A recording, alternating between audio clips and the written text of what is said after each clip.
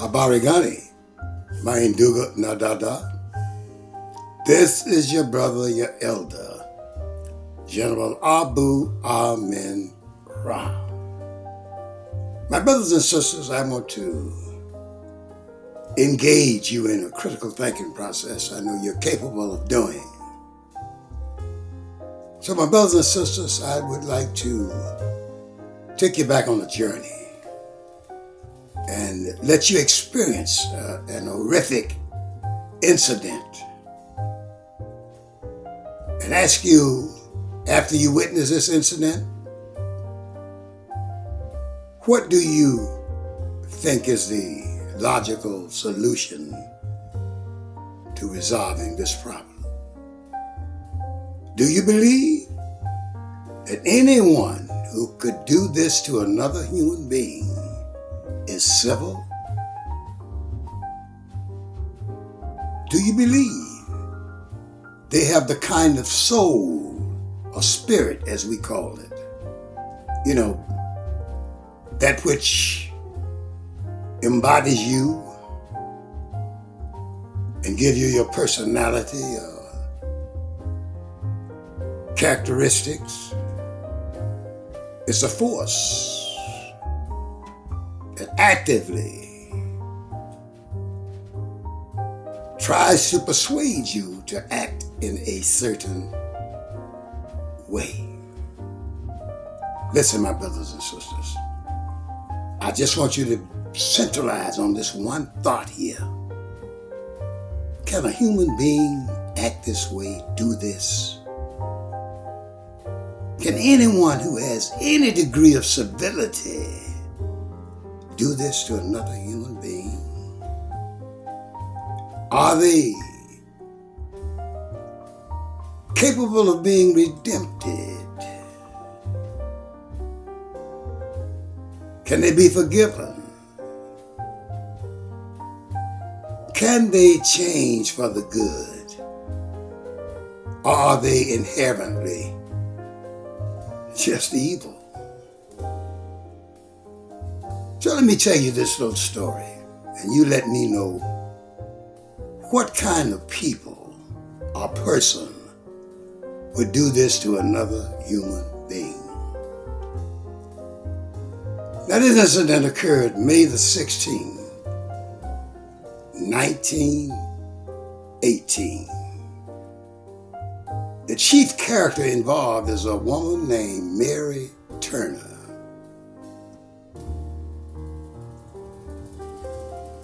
She and her husband worked for a white plantation owner, and it has been reported he was the meanest. He would beat people up, try to kill them in order to control them. So one day someone killed him. So they got Mary Turner's husband, put him in jail, then took him to a tree and hung him. The next day, Mary was out protesting, telling people she knew her husband didn't do it, that they need to investigate, blah, blah, blah. And in order to teach this female, this 19-year-old, 8-month-old pregnant woman, a lesson and put her in her place, they grabbed her, hung her by her heels upside down in a tree. My God. That was her exposed stomach, almost ready to deliver after carrying an unborn child for 8 months. But these people, these Americans, Caucasian Americans, stood around chewing tobacco, smoking cigarettes and spitting, and dousing this poor 19-year-old pregnant woman with gasoline and oil Listen to me now. Then setting her afire. While she was screaming and moving and writhing, protesting against death that was almost imminent for her,